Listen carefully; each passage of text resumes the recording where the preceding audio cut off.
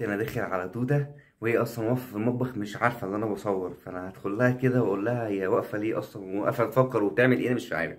يا توتة، يا توتة، واقفة مالك زعلانة ليه؟ مفيش، بحاضر السحور وما لقيتش عيش.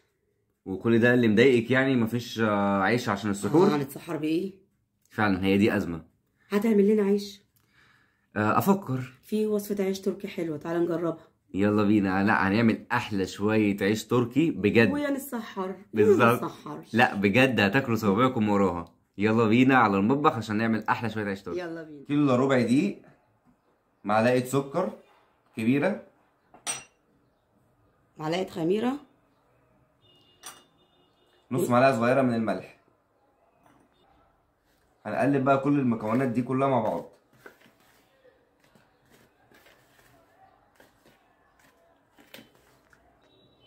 كوباية ونص لبن. اللبن يكون دافي، ولا سخن قوي ولا بارد قوي. وكوباية ونص مية دافية.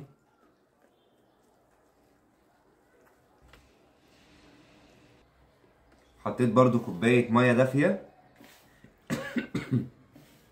خلي بالكم ان في دقيق بياخد كمية سوائل، وفي دقيق ما بياخدش. فانتوا ما تكتروش في السوائل قوي من اولها، علشان ايه يعني، حطوا حبة بحبة عشان الدقيقة العجينة لا تطرى منكم ولا تبوظ منكم. بالظبط كده. طبعا ده هبتدي أعجن. الكلام ده خبرة من واحدة ما بتعجنش اصلا. ولا بتعرف تعمل اصلا عجينة بيتزا. عملتها مرة وبوظت.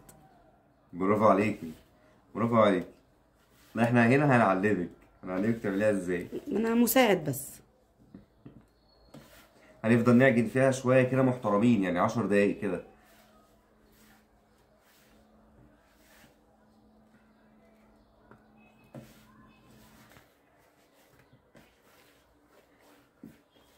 هنفضل نعجن فيها 10 دقايق لحد ما تكون الطبق كده نضيف وما بتلزقش في ايدينا. بص لقيتها بتلزق بسيط كده، ممكن نرش شوية رشة دقيق، مش رشة كتيرة يعني، ممكن هي بس نلم بيها العجين.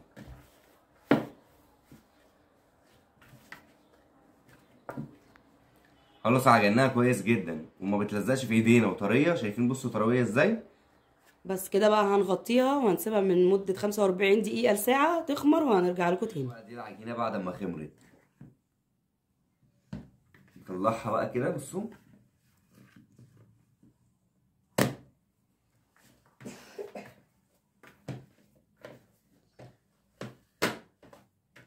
ممكن بقى نعمل ايه، رشة دقيق كده عشان نحطها.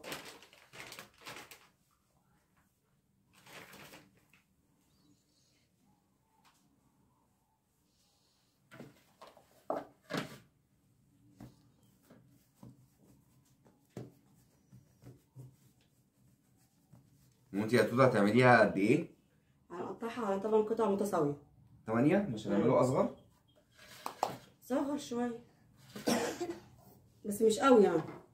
مثلا عايزاها قد ايه؟ نعملها 10. كل واحدة 5. ممكن نقطع بلاش السكينة، نقطع بالقطاع، نعملها 5. هي 4 يا دوب يعني. كده دي 5 اهي. يبقى دي تمام. أكبر من دي. نخلي بقى دول كده على جنب.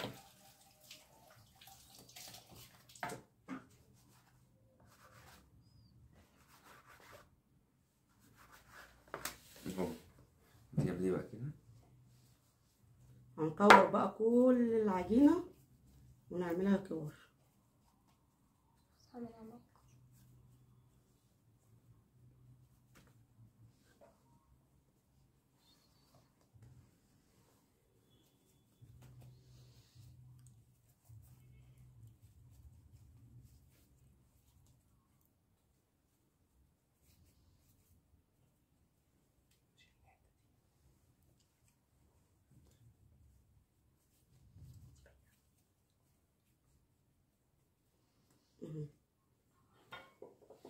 تمام.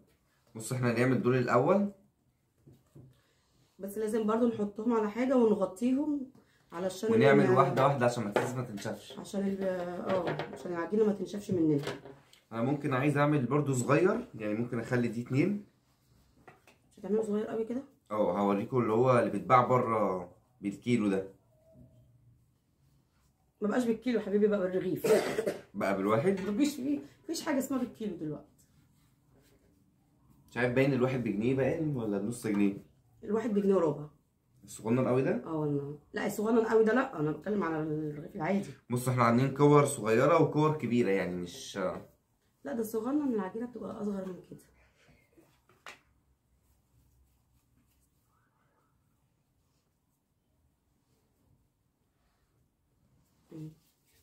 احنا كده كورناهم كلهم. حط رشه دقيق عليهم من فوق، وبرده هنغطيهم عشان العجينه ما تبص. ما تنشفش مننا برضه هنا.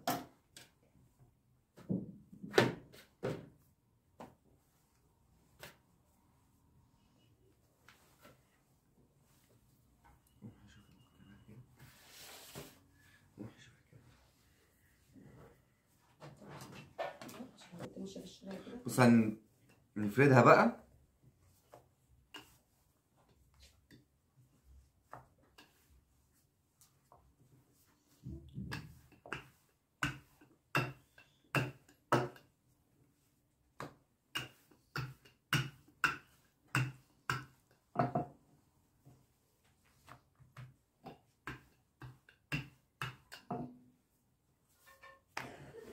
اهم حاجه اللي احنا واحنا بنعملها كده العجينه بتاعتنا ما تتخرمش. كده ممكن تتخرم؟ طبعا. ليه بقى؟ ممكن تتقطع.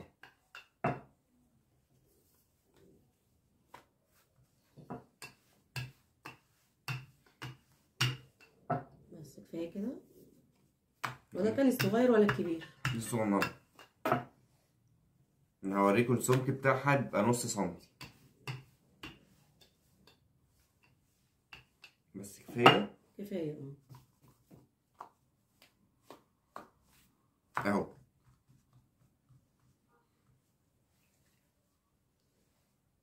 الطاسه سخنت، هحط بقى العيش بتاعنا.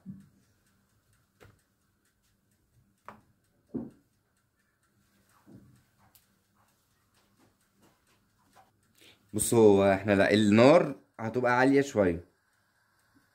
خلاص هي كده اتشمعت من تحت، نقلبها على طول على الناحيه التانيه. وما تحركوهوش بقى من الناحيه التانيه لحد ما يبتدي ينفخ معاكم. لا لازم نقلبه كل شويه. لا لما ينفخش الاول.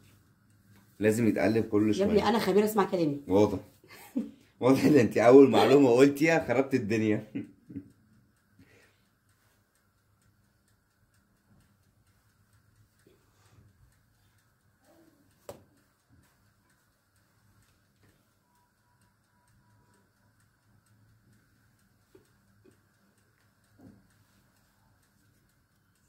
بصوا ابتدى ينفخ من النص، هبتدي برضو اقلبه على الناحيه التانيه. خلوا بالكم وانتوا وانتوا بتقلبوا ان انتوا ولا تفتحوه ولا تعملوا فيه اي حاجه عشان ما يتقطعش منكم. بصوا اهو.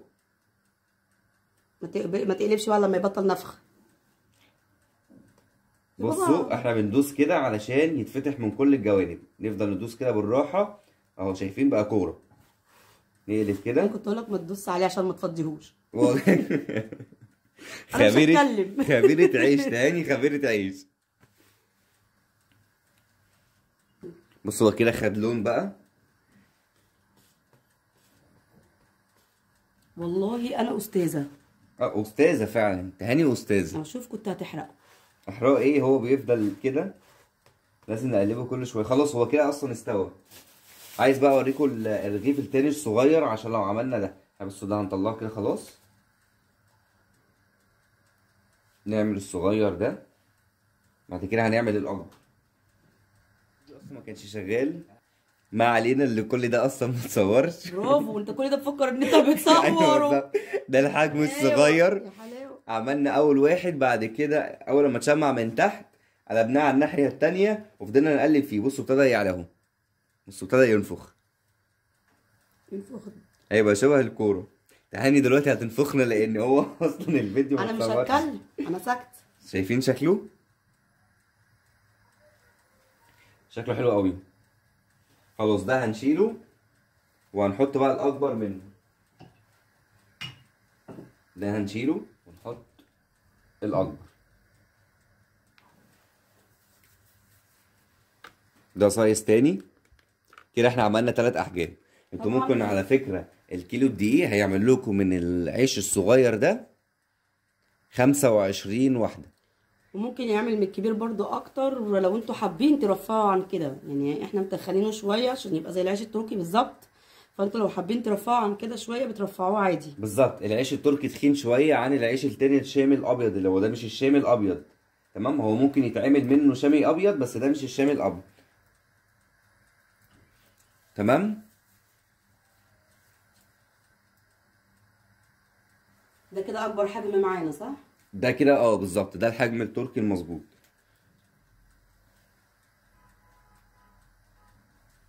نقلب برضو على الناحية التانية.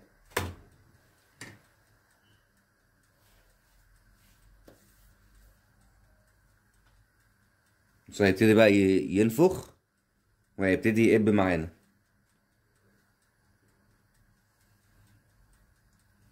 نقلبه تاني على الناحية التانية. بصوا بيعلى، بيبقى شكله حلو قوي جدا وهو بيعلى. هو انت ليه ما عملتش الرغيف اللي انا فرداه؟ ما هو ده لا اللي مش انت ده. فرداه. ده انا هوريهولك اللي انت فرداه مش فرداه كده مدور خالص. انا عايز اوريكم فرد توته عامل ازاي. ماله جميل حلو. جميل قوي. بصوا الرغيف معانا ما شاء الله، ما شاء الله بجد اهو. اعمل بقى انا بقيه العيش وبعد كده هنرجع واقول لكم لا ان في لا مرحله لازم توريهم في الرغيف بتاعي. في تريكايه تانية كده هنعملها برضو للعيش التركي. يعني ما شاء الله ده مدور. تمام اهو. وده ما شاء الله بتاع توته. ايه ماله اشكال برضو اشكال، لازم نشكل ونعمل أشكال. هسويهولك برضو على كده. امال هرميه هسويه طبعا.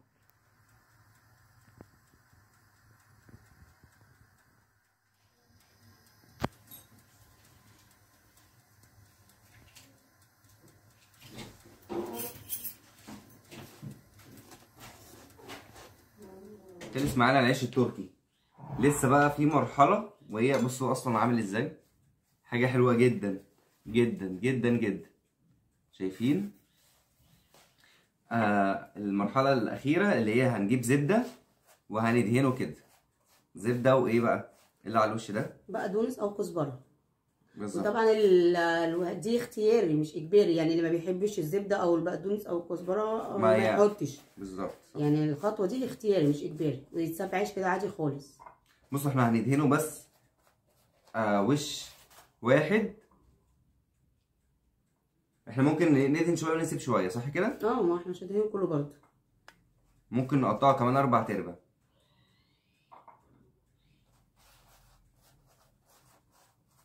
وممكن اللي مش عايز زبده برضه يحط زيت زيتون، في ناس بتحب طعم زيت الزيتون. انا عشان ما بحبش زيت الزيتون بحط له زبده على الوش. انا برضو ما بحبش زيت الزيتون خالص، ما بحبش طعمه. مع ان في ناس بتحبه جدا يعني. لا في ناس كمان بتاكله، خالص. في ناس بتعمله بالبيتزا. انا ما بحبش يعني، ما استطعمتش زيت الزيتون في البيتزا. اعتقد هي ذوقيات بقى. في زيت زيتون ملوش طعم. بصوا هي حاجه فعلا حلوه قوي قوي يعني. تمام. بصوا بقى احنا هنعمل كده. انا ممكن هسيب دول مش هفتحهم. هغسل ايدي بس. وده هنقطعه 4/4.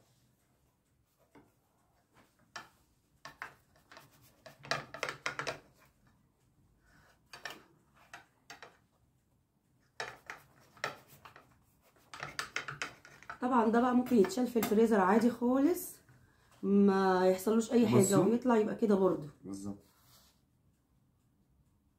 اهو مستوي كله اهو من كل حاجه. حلو جدا وشكله حلو، وعلى السحور كمان شكله حلو قوي اهو. وده الظهر بتاعه وده الوش بتاعه.